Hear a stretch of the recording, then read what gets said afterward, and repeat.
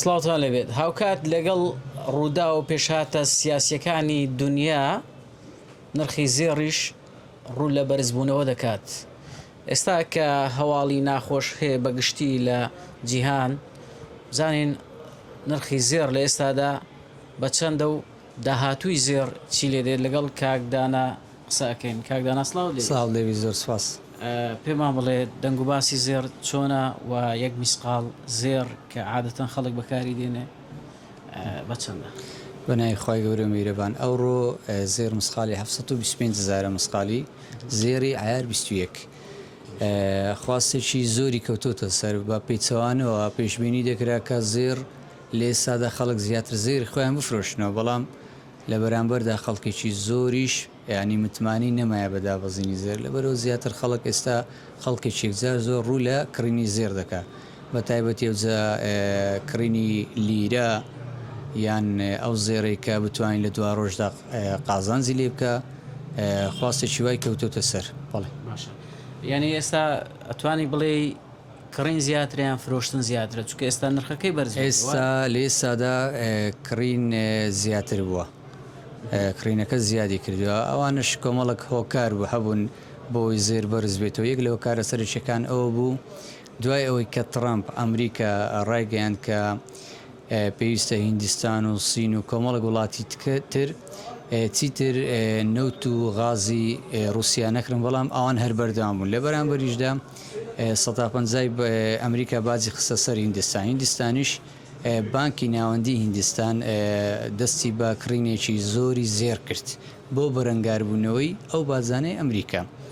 ئەوە یەک لە هۆکارە سەرچەکانی بەرزبوونەوەی نرخی زێر بوو و ناکۆچی و گرژیەکانی بینی ترامپ و یەدەجی فدرالی ئەمریکا ئەوەش یەک ینی هۆکارێکی ترە بۆ بەرزبوونەوەی نرخی زێر و هەروەها نزیکبوونەوە لە هەفتەی کە هەفتەی ئەگەرەکانی دابەزینی ڕێژەی سوو گەیشتەوەتە 100 لەبەرەوە کە ڕێژەی سوش دابەزێنرێ لە بەرامبەردا زێر دووبارە بەرز دەبێتەوە، لە بەرامبەریشدا ئیندێکسی دۆلار هێزی دۆلار دابەزین بەخۆ دەبینی لە ئاسی جیهانی نەک ناوخۆی. کەواتە پێشبینیەکەن گرانتر بیت لە سەرەتایی لە کۆتایی ساڵی ڕابردوو ئاماژەمان پێکردی لە کەناڵە ئاسمانیەکان و کۆمەڵە کەناڵ و میدیاکان ئاماژەمان پێکرد کە لە سەرەتای ئەم ساڵەوە هەتا کۆتایی ساڵ کە 2025 زێر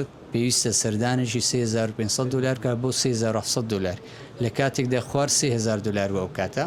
ئێستا ژوا سیر دەکەین 3615 دلارە. لەبەرەوە پێشبینی دەکەین ئەگەر بە شێوەیەکی کاتی دابەزینێ بکە دوای ئەو دابەزینەی دووبارە دەست بە بەرزبوونەوەی نوێتر بکاتن. باشە لە ناوەخۆ گەنجان ئەوانەی هاوسێرگیری دەکەن تا چەند ڕوونست پرۆسی هاوسەرگیریش بەڕاستی ڕێژەکەی کەمی کردووە، بەڵام بەردەوامیشە لە بڕی ئەوەی خەڵک کە پێشتر 56 مسخالی بکات 40 مسخالی بکات ئێستا 15 مسخالەشی دەکات.